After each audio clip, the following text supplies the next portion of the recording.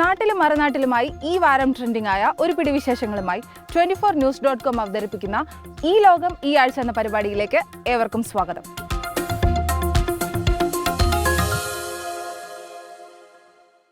നിങ്ങൾ ശരിക്കും സാഡാണോ? അതോ നിങ്ങൾ സാഡ് ആണെന്ന് നിങ്ങൾക്ക് തന്നെ തോന്നുകയാണോ? അതല്ല ഇനി ആ സാഡ്നെസ് നിങ്ങൾ തന്നെ ഉണ്ടാക്കിയെടുത്തതാണോ? സോഷ്യൽ മീഡിയ യൂസേഴ്സിന്റെ നിയന്ത്രണം വിട്ട ഒരു പോക്കിനെ പറ്റിയാണ് ഈ പറയുന്നത്. അമൽ ശശികുമാർ തയ്യാറാക്കിയ റിപ്പോർട്ട് കാണാം. നിങ്ങൾ എപ്പോഴും സാഡായിട്ടിരിക്കാൻ ആഗ്രഹിക്കുന്ന ആളാണോ? വിഷമമുള്ള സമയം തുടർച്ചയായി ശോകഗാനങ്ങൾ കേൾക്കാറുണ്ടോ? വാട്സപ്പ് സ്റ്റാറ്റസുകളിലും ഇൻസ്റ്റാഗ്രാം സ്റ്റോറിയിലുമൊക്കെ സദാ ഡിപ്രഷൻ റീലുകൾ ഷെയർ ചെയ്യുകയും ഫീഡിൽ വരുന്ന ഏകാന്തതയുടെയും ഒറ്റപ്പെടലിൻ്റെയും ഒക്കെ കടുത്ത വിരഹം മാത്രം ധ്വനിപ്പിക്കുന്ന പോസ്റ്റുകളിൽ എൻഗേജ് ആവുകയും ചെയ്യാറുണ്ടോ? എങ്കിൽ ഒരു നിമിഷം ഒരു ബ്രേക്ക് എടുത്ത് ആലോചിച്ചോളൂ. ഇതത്ര നല്ല പോക്കല്ല. പറഞ്ഞു വരുന്നത് ക്ലിനിക്കലി ഡയഗ്നോസ്ഡ് ആയ മാനസിക പ്രശ്നങ്ങളും ജീവിതത്തിൽ ശരിക്കും ഒരു ഡിപ്പ് അനുഭവിച്ച് ആ അവസ്ഥയെ ഒരു സെൽഫ് എക്സ്പ്രഷൻ പോലെ തങ്ങളുടെ സോഷ്യൽ പ്ലാറ്റ്ഫോമിൽ പങ്കുവെക്കുന്നവരെയും കുറിച്ച് അല്ല എന്ന് ആദ്യമേ പറയട്ടെ. മറിച്ച് പ്രത്യേകിച്ച് വലിയ പ്രശ്നങ്ങളോ അസുഖമോ പരാജയങ്ങളോ മാനസിക പ്രശ്നങ്ങളോ ഒന്നും തന്നെ ഇല്ലാതെ തന്നെ സദാ ഗ്രൂമി ആയിരിക്കാനും പെരുമാറാനും സോഷ്യൽ മീഡിയയുടെയും സിനിമയുടെയും സ്വാധീനം മൂലം ആഗ്രഹിക്കുന്നവരെ കുറിച്ചാണ്. വിഷമം തോന്നുമ്പോൾ ഒരു ശോകഗാനം കേൾക്കുക എന്നത് മനുഷ്യന്റെ ഒരു പുതിയ ശീലമല്ല.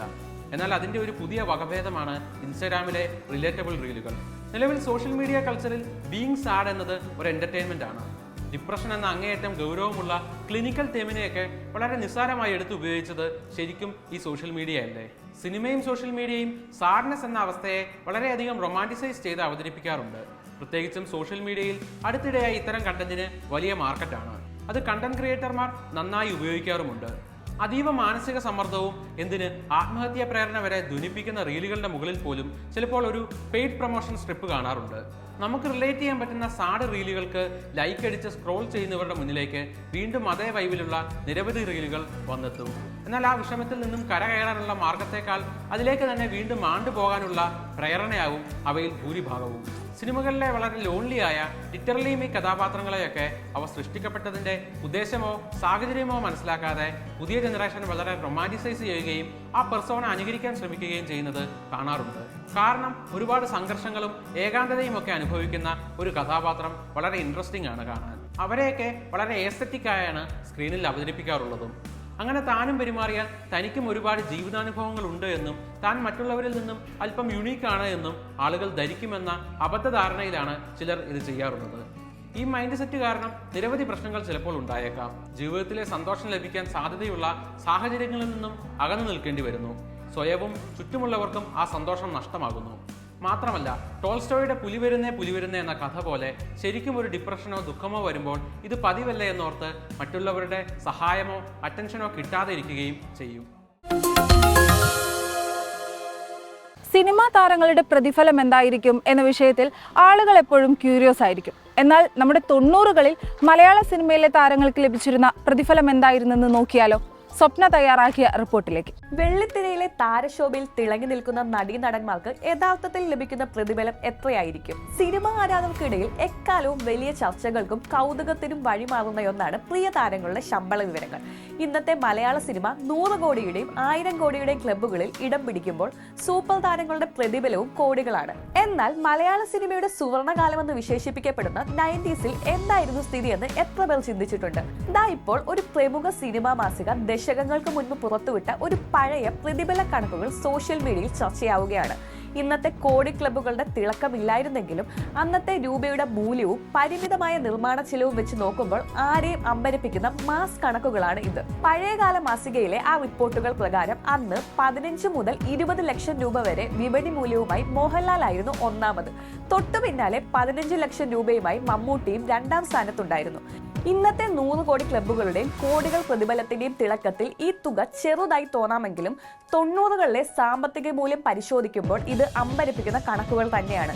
സിനിമയുടെ ആകെ നിർമ്മാണ ചെലവ് ഏതാനും ലക്ഷങ്ങളിൽ പരിമിതപ്പെട്ടിരുന്ന അക്കാലത്ത് ബോക്സ് ഓഫീസിനെ വിറപ്പിച്ചിരുന്ന യഥാർത്ഥ ക്രൗഡ് പുള്ളേഴ്സ് ഈ 2 ഇതിഹാസങ്ങൾ തന്നെയായിരുന്നു എന്നതിന് ഇതിലും വലിയ തെളിവ് വേണ്ട. ഈ പട്ടികയിൽ ഒരു സർപ്രൈസ് എലമെന്റ് ഉണ്ട്. അത് മറ്റാരുമല്ല, സാക്ഷാൽ ആക്ഷൻ ഹീറോ ബാബു ആന്റണി തന്നെയാണ്. സൂപ്പർ താര പദവിയിൽ തിളങ്ങി നിന്ന് സുരേഷ് ഗോപി 12 ലക്ഷം രൂപയുമായി 3ാം സ്ഥാനത്ത് നിൽക്കുമ്പോൾ 10 മുതൽ 12 ലക്ഷം രൂപ വരെ വാങ്ങി ബാബു ആന്റണി തൊട്ടു പിന്നാലെ തന്നെ ഉണ്ടായിരുന്നു എന്നത് ശ്രദ്ധേയമാണ്. നായികമാരുടെ നിര പരിശോധിച്ചാൽ അന്ന് മലയാളികളെക്കാൾ കൂടുതൽ പ്രതിഫലം കൈപ്പറ്റിയിരുന്നത് പാൻ ഇന്ത്യൻ ഇമേജ് ഉണ്ടായിരുന്ന ഖുഷ്ബു ആയിരുന്നു. 5 ലക്ഷം രൂപയായിരുന്നു ഖുഷ്ബുവിന്റെ അന്നത്തെ പ്രതിഫലം. മലയാളത്തിന്റെ പ്രിയ താരങ്ങളായ ശോഭന 2.5 ലക്ഷവും പ്രിയാരാമൻ 2 ലക്ഷവും ഉർവശി 1.5 ലക്ഷവും വീതമാണ് പ്രതിഫലം വാങ്ങിയിരുന്നതെന്നാണ് റിപ്പോർട്ട്. എന്നാൽ ഈ പട്ടികയിലെ ഏറ്റവും കൗതുകകരമായ വസ്തുത സിൽക്ക് സ്മിതയുടേതാണ്. ഒരു സിനിമ മുഴുവൻ അഭിനയിക്കുന്ന നായികമാർക്ക് ലഭിക്കുന്നതിന് തുല്യമായ തുക, അതായത് 1 ലക്ഷം രൂപ വെറും ഒരു നൃത്തത്തിനു വേണ്ടി മാത്രം സിൽക്ക് സ്മിത അന്ന് ഈടാക്കിയിരുന്നു. ഹാസ്യ സാമ്രാട്ട് ജഗതി ശ്രീകുമാറിന് 2 ലക്ഷം രൂപയായിരുന്നു അന്നത്തെ പ്രതിഫലം. അഭിനയ മികവ് കൊണ്ട് വിസ്മയിപ്പിച്ച തിലകൻ, രാജൻ പി ദേവ് എന്നിവർ 1.5 ലക്ഷം രൂപ വീതം വാങ്ങിയിരുന്നപ്പോൾ നരേന്ദ്ര പ്രസാദിന് 1.25 ലക്ഷം രൂപയാണ് ലഭിച്ചിരുന്നത്. ഇന്ദ്രൻസ്, ജഗദീഷ്, കവിയൂർ പൊന്നമ്മ തുടങ്ങിയ ജനപ്രിയ താരങ്ങൾ 1 ലക്ഷം രൂപ പ്രതിഫലം വാങ്ങിയിരുന്ന കാലമായിരുന്നു അത്. അന്നത്തെ പ്രമുഖ നിർമ്മാതാക്കൾ പങ്കുവച്ച വിവരങ്ങളെ അടിസ്ഥാനമാക്കിയുള്ളതാണ് ഈ കണക്കുകളെങ്കിലും സിനിമയുടെ ക്യാൻവാസിനും വ്യക്തിബന്ധങ്ങൾക്കും അനുസരിച്ച് പ്രതിഫലത്തിൽ മാറ്റങ്ങൾ വരാറുണ്ടായിരുന്നുവെന്നും റിപ്പോർട്ടുകൾ സൂചിപ്പിക്കുന്നു. കാലം മാറി, സിനിമാ വിപണി കോടികളിലേക്ക് വളർന്നു, കണക്കുകൾ പലതും മാറിമറിഞ്ഞു.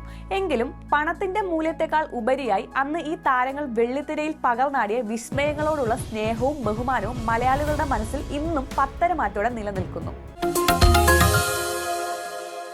ചോറ്റാനിക്കരയിലെ 16കാരുടെ ആത്മഹത്യയിൽ ദുരൂഹത തുടരുകയാണ്. കൊറിയൻ ബന്ധമാണ് ആ ദുരൂഹതയ്ക്ക് പിന്നിൽ.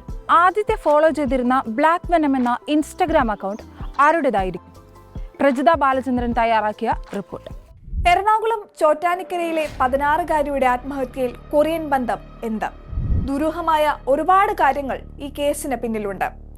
വീട്ടുകാരോട് പതിവ് പോലെ സ്കൂളിലേക്ക് യാത്ര പറഞ്ഞു പോയതാണ് +1 വിദ്യാർത്ഥിനി. ആത്മഹത്യയ്ക്ക് മുൻപ് ആദിത്യ വളരെ പ്രധാനപ്പെട്ട ഇൻസ്റ്റഗ്രാം ചാറ്റുകൾ മുഴുവനും ഡിലീറ്റ് ചെയ്തിരുന്നു. ഇൻസ്റ്റഗ്രാമിൽ പരിചയപ്പെട്ട കൊറിയൻ സുഹൃത്ത് വാഹനാപകടത്തിൽ മരിച്ചതിൽ മനം നൊന്താണ് ജീവനൊടുക്കുന്നത് എന്നായിരുന്നു ആദിത്യയുടെ ആത്മഹത്യാക്കുറിപ്പ്. എന്നാൽ യഥാർത്ഥത്തിൽ പെൺകുട്ടിക്ക് ഇങ്ങനെയൊരു കൊറിയൻ ആൺസുഹൃത്ത് ഉണ്ടായിരുന്നോ? ആർക്കുവേണ്ടിയാകും ആദിത്യ അവളുടെ ഇൻസ്റ്റഗ്രാം ചാറ്റുകൾ ഡിലീറ്റ് ചെയ്തത്? ഇങ്ങനെ ഒരുപാട് ചോദ്യങ്ങൾക്കാണ് ഇനി ഉത്തരം കിട്ടേണ്ടത്.